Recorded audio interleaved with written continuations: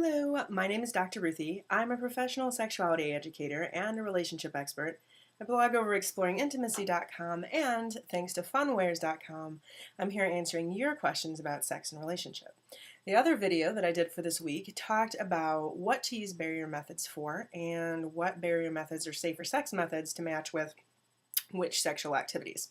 Now, the follow-up question to that, of course, is how do I introduce the topic of safer sex? In addition to safer sex being safer, as I mentioned in the other video, it can also be an exciting part of foreplay, and lots of people like it for lots of different reasons. It can make things a lot smoother and easier in lots of different ways. So all kinds of reasons to use safer sex besides the safety point. Just wanted to point that out. So the first step in introducing your desires and your goals for safer sex with your partner is to know what they are. So what are your safer sex boundaries? What do you want as far as this goes? And to stick with it. And what do I mean by what do you want is think about what particular activities you want to use protection for in general. So maybe even, well, definitely even thinking about activities that you might not even want to do with this particular partner, but you might want to do at some time or another, and deciding what those barriers are so you have a good, well-rounded understanding of where you're coming from about safer sex supplies and boundaries. So, intercourse. If there's a vagina involved, vaginal intercourse. If there's an anus involved, anal intercourse, right?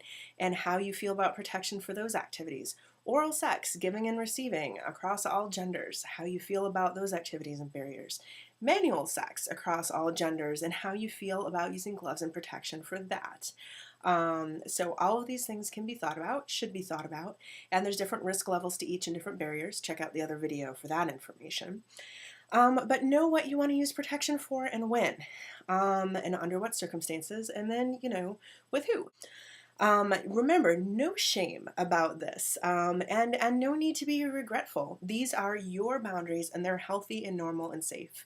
We have all sorts of boundaries about what we're allowing ourselves to put in our bodies, when it comes to food or piercings or whatever it is. We all have rules about those things, about what we will and won't do and will and won't consider. We have all kinds of health and safety boundaries we set up.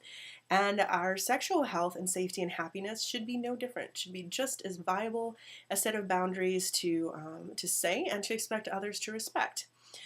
So no shame here. We all think about sex, and so there's no point in pretending that you didn't think about it with someone that you're interested in, so you might as well go ahead and let yourself think about what you're going to do and how you're going to handle this situation as well. It should be a compliment to them that they're someone special that you would think about this with. So also, some folks say, well, I especially hear this from women, but I'm sure that it could happen from anyone. They're concerned that their partner will become less sexually interested in them if they are very firm in their boundaries about safer sex. And you know what? That is true with some people. And I would say that they're a jerk anyway, and you're better off without them. So consider this, heartbreaking as it may be, a good way of weeding out people who don't have even the most simple, basic respect for your boundaries and both yours and their safety and well-being. Which is also a reminder to each other to always be respectful of people who may want to use even more barriers more often than we would normally pick to be respectful of their interests, because after all, it's still pretty awesome that you're getting to that place in the relationship. So yeah. Okay.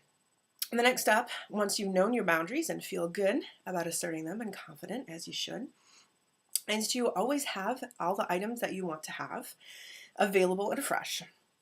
Condoms, dental dams, these female condoms, they all have an expiration date. Pay attention to them. Every new year, I go through my medicine cabinet and I chuck cough medicine or whatever might have expired, checking on the date. That's also a good time to go ahead and, check for any barriers that have either recently expired or are going to expire in the upcoming year before you do your next check. So you can always get them fresh. Check at the store if the boxes look dusty. Check those expiration dates before you purchase them, and make them available. If you only keep them in your bedroom, but sometimes you like to get on the couch, you should definitely find a way to keep some near the couch, just like you would with lubes and anything else you might need. All right, so how do we initiate this conversation with someone? I'm going to go ahead and give you 4 different ways to initiate it, but none of these is necessarily the best. They are just inspiration for you, so go ahead and take them wherever you want to take them to have these good conversations with your sweeties. Hopefully they'll inspire the right combination for a conversation for you. The first is to simply develop a reputation as someone who uses safer sex. Now, it could be that you keep having safer sex over and over again, and so people just come to know that about you and your different partners, and that's fine. It could be simply that you share stories about it being important to you, and so important that perhaps you help your friends. So, for instance, if everybody knows that I bought Maria condoms because she was very nervous, and I went to the store with her and helped her buy condoms, and I've developed a reputation as someone for whom condoms are very important. This doesn't get rid of the whole conversation for you, but it should hopefully set up some reasonable expectations for people in your social circles that this is something important and an expectation you have, and that's getting you more than halfway there. So you may combine that with one of these other sorts of ways to open the conversation. The next idea, after developing a reputation for safer sex, is to share stories. And this may be with your social circles in general, so kind of contributing to develop a reputation. Or it could be that you're sharing these stories with someone that you feel like you might be moving to the next level with, and perhaps very soon. And so that they understand this about you and you have opened the conversation.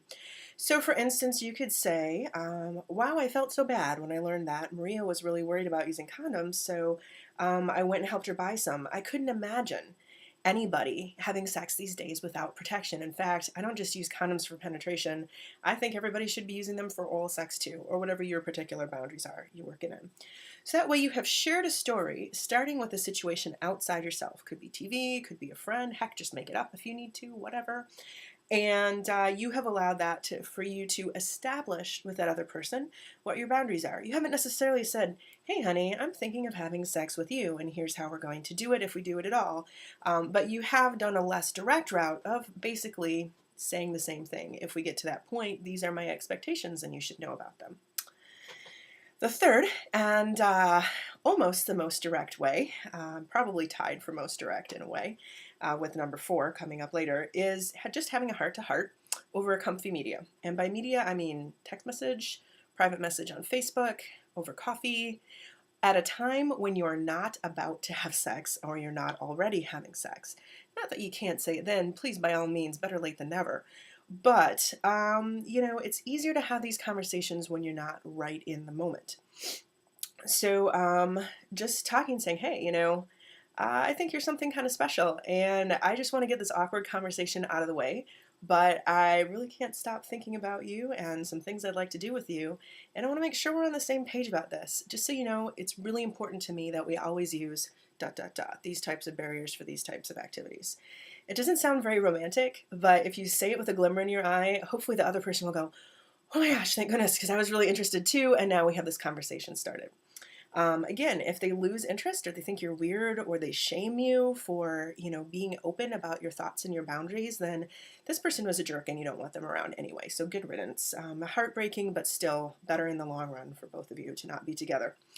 Because you have different levels of priority for health and interest, and you deserve someone who is on your level of priority for sharing health and interests and goals and all that good stuff with each other. So the heart-to-heart, and you can take steps 1 and 2 and develop them into 3, and then number 4, of course, is to simply proudly display your barrier methods and then confirm with the other person that they will be used and what they're used for. That means a lovely little bowler box with your barrier methods of choice and some good lube next to the bed, next to the couch, in your book bag, whatever the case may be, and just having them there so that they're seen, pointing them out and being like, oh, by the way, the condoms are right over there in the bowl, and they're my favorite type, and I use them for oral and I use them for intercourse, but I'm not so worried about manual, or, whatever your boundaries and things are. And just look at them and be like, all right, this is here. All right, all right. We want to get the confirmation that they know that the things in the bowl are not an option, they're a requirement. But it's just right out there so they see them, and they should be excited and honored and happy to be there with you, and whatever's in that bowl hopefully is a relief to them because they were wondering about how to bring it up anyway. And so there you go, then that's all settled. So develop a reputation, share stories, a heart-to-heart over whatever media is most comfortable for you, and display proudly and confirm usage. Those are my tips. I hope that they're helpful for you. I'm Dr. Ruthie, and I'll see you at the next video.